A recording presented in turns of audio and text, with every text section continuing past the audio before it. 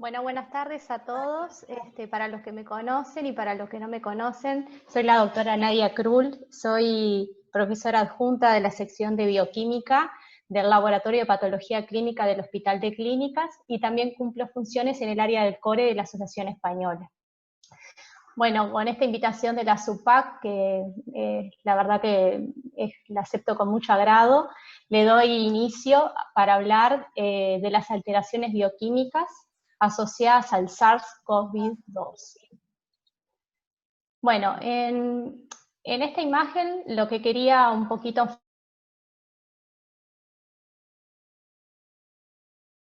Perdón, Nadia, aguarda un segundito.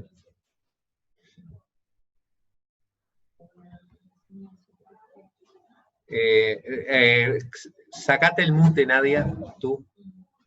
Perdón que... ¿Ahora? Ahora sí, dale. Empiezo de vuelta, entonces. Sí, perdón. Ya, sí. Sí, dale. Empiezo del... Sí, la presentación se te escuchó perfecto. Ah, la presentación sí. Sí, bueno. sí. Entonces vamos a dar paso a la primera diapositiva, en la cual lo que quería enfocar un poquito acá es todos los roles que cumplimos los patólogos clínicos en el manejo del COVID-19. Como vemos, esta figura cita un poco la parte molecular de diagnóstico, la parte serológica, y en la que me voy a centrar tanto yo como luego la doctora Turcati, es la parte de monitoreo bioquímico y hematológico, ¿no verdad? Que es importante tanto en los puntos de inflamatorios, cardíacos, hepáticos, renales, tanto en el momento de comenzada la infección y sobre todo en aquellos pacientes que presentan severidad por la misma. Y es importante también en el monitoreo y en las decisiones terapéuticas que se tomen en cada paciente. Entonces, el rol del laboratorio clínico en esta pandemia se extiende desde el diagnóstico, seguimiento, estratificación de riesgo, hasta el programa de vigilancia epidemiológica. A medida que el número de confirmados por COVID-19 aumenta globalmente, es más claro el escenario sobre las anormalidades de laboratorio que están asociadas a la severidad de la enfermedad, ¿no? Y esto es importante porque desde que se citaron los primeros casos en Wuhan, en China, se fueron publicando un montón de papers, y es así que, si bien nosotros teníamos un poco como el diario del lunes cuando tuvimos los primeros infectados acá, todavía había analitos de bioquímica que no estaba tan claro qué tipo de impacto tenían en el diagnóstico, en el seguimiento, qué impacto tenían en el pronóstico sobre la mortalidad. Entonces, a medida, actualmente se siguen haciendo publicaciones y se sigue sabiendo qué tipo de triage tomar, qué tipo de analitos solicitar, ¿sí? Entonces, dentro del monitoreo de bioquímica, ¿no? Sobre todo nos vamos a centrar en los casos infectados COVID-19 que presentan enfermedades severas, ¿sí? Entonces tenemos dos grandes polos. Por un lado, tenemos el polo proinflamatorio, ¿no? Esta enfermedad lo que desencadena lo que se llama como la tormenta de citoquinas, ¿sí? Que no solamente nos habla de un estadio proinflamatorio de la infección y de la enfermedad, ¿no? De la presentación sintomática de la misma, sino que aparte determina consecuencias sobre la presentación clínica y sobre la progresión hacia la mortalidad.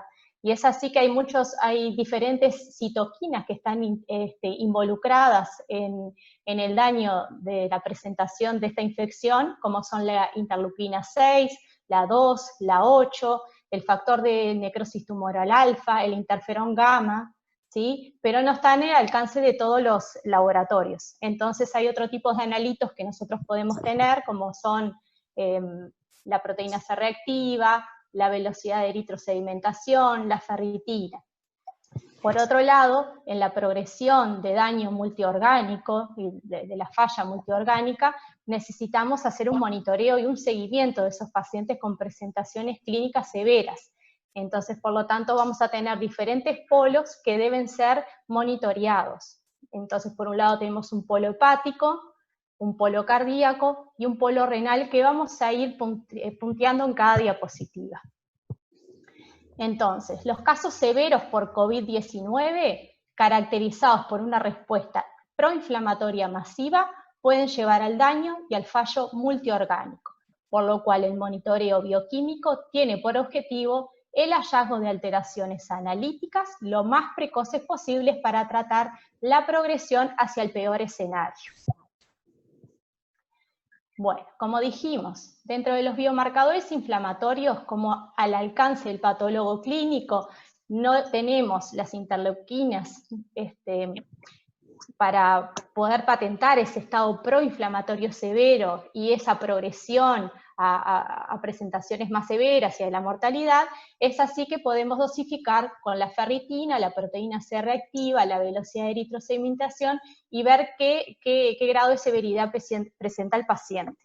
También se cita en varios artículos la presencia de la procalcitonina, pero en realidad esta sería un analito que es útil para determinar si nuestro paciente presenta una coinfección en el momento del diagnóstico de ser un positivo para COVID-19, o si durante la internación presenta una sobreinfección, ¿sí? Sobre todo esto se ve en pacientes críticos. Entonces, dentro de los papers publicados, allí hago referencia, Bon y colaboradores, donde hacen como una revisión sobre los análisis moleculares, serológicos y bioquímicos en el monitoreo de pacientes COVID-19 positivos. Se vio que en los primeros reportes de China, en la ciudad de Wuhan, se vio que 12% del total de los positivos y 31% de los positivos COVID admitidos en unidades de cuidados intensivos presentaban ascenso de troponina I, reflejando una lesión de miocardio aguda, ¿sí? Esto es algo de lo que se empezó a ver del impacto a nivel cardíaco, ¿no? En las infecciones severas por COVID. Y también en aquellos pacientes que de repente no entraban a unidades de cuidados intermedios, intensivos, pero necesitaban cuidados hospitalarios. También algo más de lo que se vio en este paper es que mayores ascensos de troponina I determinaban más probabilidad de ser admitidos a unidad de cuidados intensivos y mayor mortalidad intrahospitalaria. Otros estudios de serie de casos, de 187 casos positivos para COVID-19, mostraron cercano de un 28% de lesión miocárdica, no por infarto, sino por otros tipos de disfunciones cardíacas o por presentar arritmias, ¿no? No estamos hablando solamente de infartos agudos de miocardio, por presencia de troponina I elevada. También se vio, citando a Wan y colaboradores, también en un artículo de una serie de casos de COVID positivos de China, donde la mortalidad se ve sobre todo en pacientes añosos. Se publicó que es cercano a un 15% en los mayores de 80 años, y más aún si estos pacientes presentaban patología de base cardiovascular.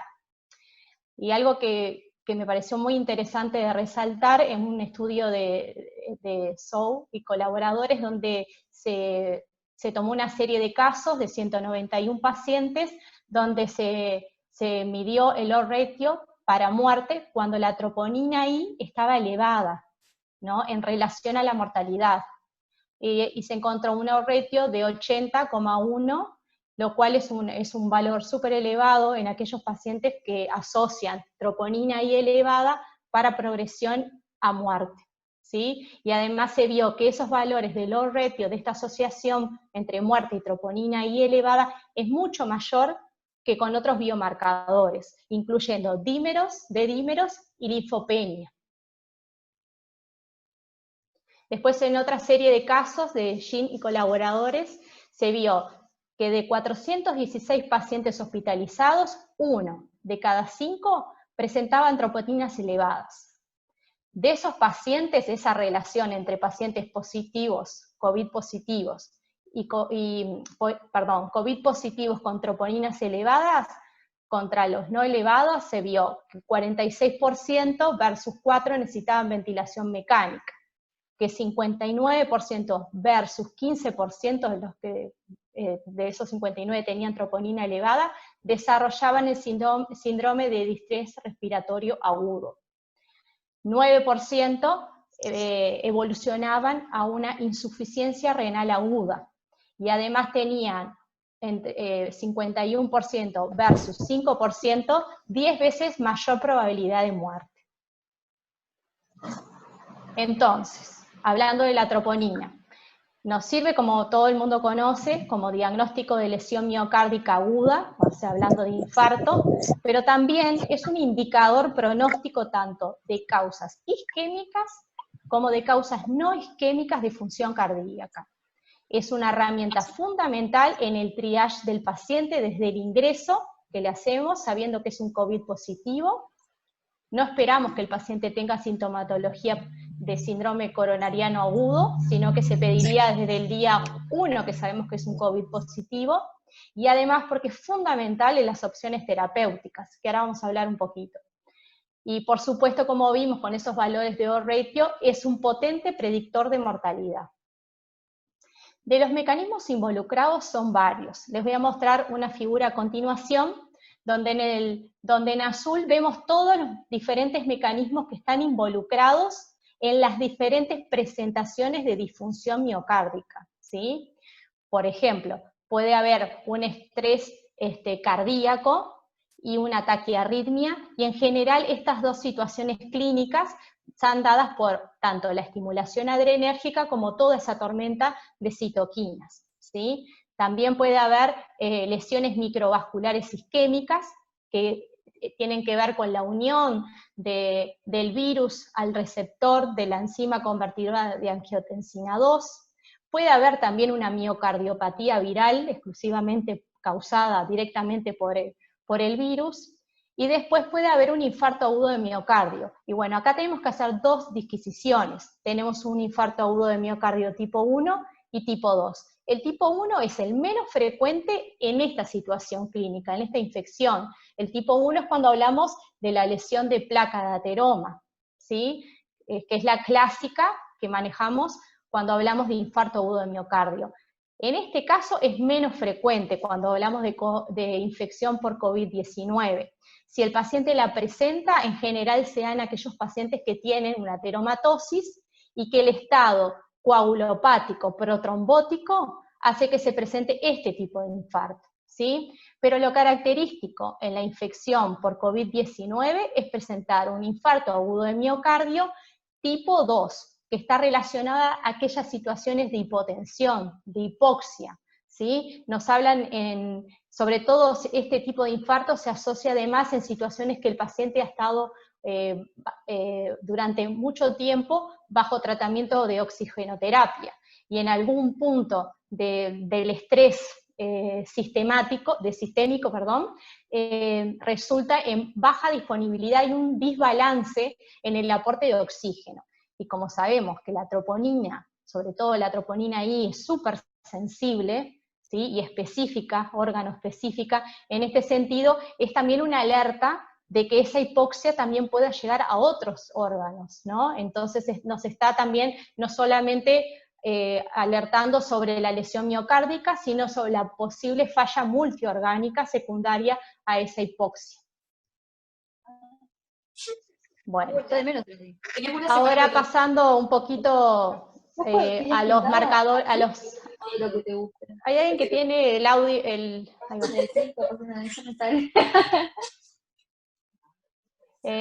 Biomarcadores, pasando a los biomarcadores hepáticos,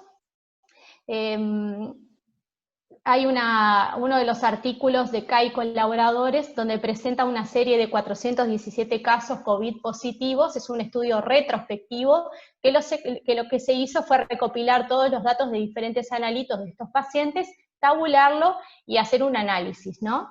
En el cual lo que recalco para los biomarcadores hepáticos es que de esos pacientes positivos, 76% presentó alteraciones de su funcional hepático, y de los cuales 21,5 presentaban lesiones hepáticas durante la hospitalización.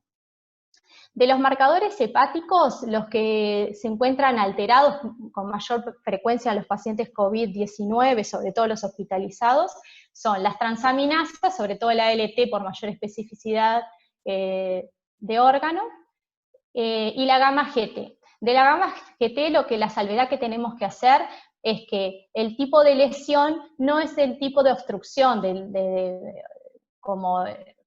porque no se encuentra asociada a aumentos de fosfatasa alcalina. Entonces estaríamos planteando que el mecanismo de aumento de la gamma GT es un mecanismo enzima inducible, no colestásico, como el que provocan las drogas, ¿no?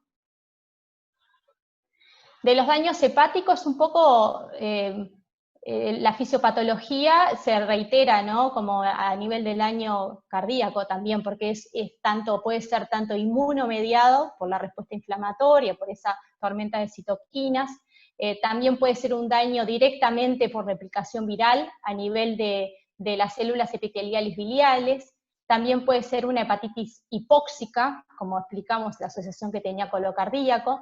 También puede ser un daño inducido por drogas. Por eso siempre es fundamental el monitoreo también de las transaminasas a la hora de elegir la terapéutica, ¿sí?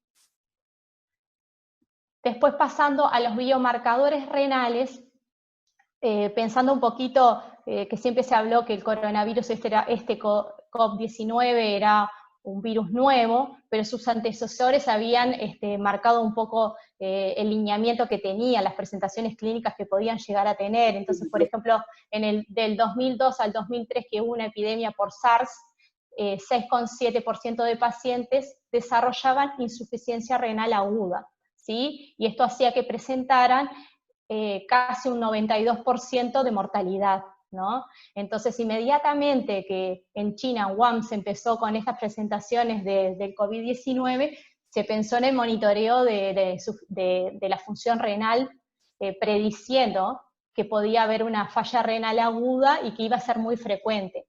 Bueno, en realidad eso no se ha visto, son pocos los pacientes que presentan insuficiencias renales agudas, entre 0,5 al 19% en comparación a sus antecesores, ¿no, verdad? Pero lo importante que hay que destacar acá es que el monitoreo de la creatinina como analito bioquímico de función renal es fundamental. Nosotros ni en este caso ni en otro, ¿no? No vamos a esperar que valores, que grandes diferencias sean indicadores para hacer prevención o para cambiar situaciones, para volver a la función renal. O sea, pequeños movimientos de elevaciones de la creatinina nos pueden hablar de falla renal, ¿sí? La urea no la puse en si bien es de monitoreo de lesión renal, no está dentro de los parámetros que nosotros hablamos como biomarcadores en el momento de la lesión de función, ya que en estos pacientes muchas veces la falla, el cambio de la urea puede ser también de causa prerrenal, pero sí el monitoreo es fundamental en los pacientes admitidos en unidades de cuidados intensivos, porque es parte de la estratificación en uno de los scores que se usan en las neumonias complicadas, en esos tipos de unidades de cuidados intensivos. Bueno, entonces, de los biomarcadores renales, cito acá un artículo de Chen y colaboradores, donde dice que pacientes con creatininas por fuera del valor de referencia, es más probable que sean admitidos a unidades de cuidados intensivos y que estos mismos necesiten ventilación mecánica. Otro de los valores también que son importantes monitorear son tanto la albúmina y las proteínas totales, tanto en sangre como orina, que son también indicadores de pronóstico.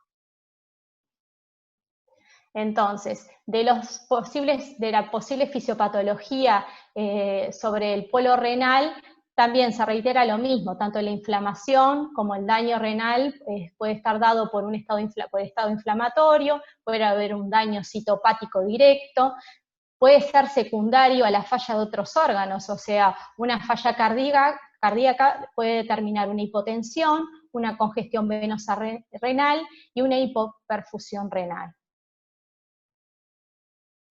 Bueno, otro de los elementos de los analitos involucrados en el monitoreo y en el pronóstico de los pacientes con COVID-19 es la lactato deshidrogenasa.